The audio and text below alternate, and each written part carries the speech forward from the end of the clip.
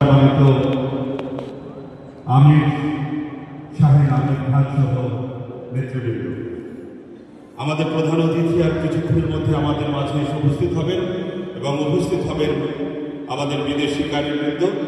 এ পর্যায়ে আমরা বিশেষ অতিথির বক্তব্য শুনব।